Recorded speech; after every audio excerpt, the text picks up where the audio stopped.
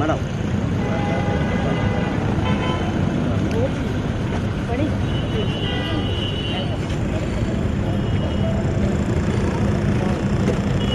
అటుండండి sir.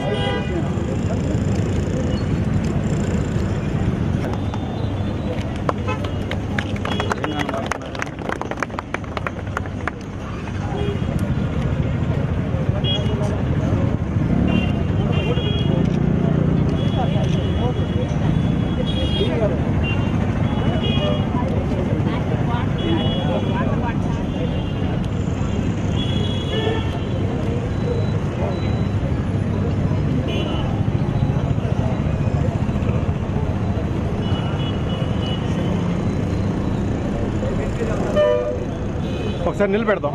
నిలబెట్టి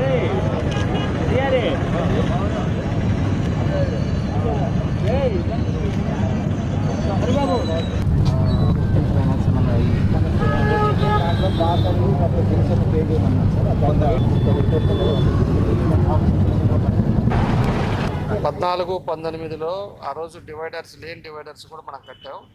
ఆ తర్వాత పెయింటింగ్స్ వేసాం. బ్యూటిఫికేషన్ కూడా ఆ రోజు టౌన్లో మొత్తం తీసుకొచ్చాం. అదివరకు పెద్ద పల్లెటూరుగా ఉండే ఈ ఒంగోలుని కార్పొరేషన్ రీతికి తీసుకొచ్చాం ఆ రోజు. ఈరోజు ఉండే పరిస్థితుల్లో 5 ఏళ్ళు కనీసం పెయింటింగ్ కానీ నైట్ స్వీపర్స్ని పెట్టడం కానీ ఏది కూడా పట్టించుకోవాలా. మళ్ళీ మన ప్రభుత్వం వచ్చిన తర్వాత మొదలుపెట్టాం. ఇది శాంపిల్గా ఇది ఒకటి తయారు చేశారు. దీన్నే డివైడర్స్ అన్నీ ఉండే ప్లేసెస్ అన్నింటిలో కూడా ఇదే రీతిలో బ్యూటిఫికేషన్ స్టార్ట్ చేస్తాం. ఎక్కడెక్కడ పార్క్స్ కానీ లేకపోతే ప్లాంటేషన్స్ కానీ లేకపోతే ఇలాంటివన్నీ కూడా చేయడానికి కూడా కొన్ని నిర్ణయాలు తీసుకోవడం జరిగింది. ఆ ఫ్లైఓవర్ కింద కూడా ఆ రోజు ఎంతో ఖర్చు పెట్టి ఫ్లైఓవర్కి అంతా కూడా ప్రతి ఒక్కరు చిన్నపిల్లలకు కూడా గుర్తుండేటట్టుగా అప్పుడుండే ఫ్రీడమ్ ఫైటర్స్ కానీ ఒక మంచి అలాంటి వాళ్ళంతా బొమ్మలు వేసేసి వాళ్ళకు గుర్తుండే విధంగా చేసాం. ఈరోజు అవన్నీ కూడా ఇష్టారాజ్యంగా చేశారు. దాన్ని కూడా అంతా కూడా బ్యూటిఫికేషన్ చేసి దాని తొందరలోనే ఒంగోలుని మళ్ళా మంచి వాతావరణాన్ని తీసుకురావాలి. కాబట్టే పోయినసారి ఉండే టైంలో స్వచ్ఛ భారత్లో మనకు అవార్డు కూడా వచ్చింది. ఆ రోజు నేషనల్ అవార్డు కూడా 72 అవార్డు ఇచ్చారు.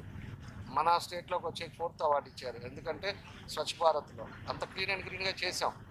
అవన్నీ పోయినాయి 5 ఏళ్ళు. ఇప్పుడు మళ్ళా చేసి ఒక మంచి పేరు మంచి వాతావరణంలో కమిషనర్ గారు కానీ కలెక్టర్ గారు కానీ మా మేయర్ గారు కానీ వీళ్ళందరూ కూడా మన కార్పొరేటర్లు గారు అందరూ ఉన్నాం. అందరం గారు కలిసి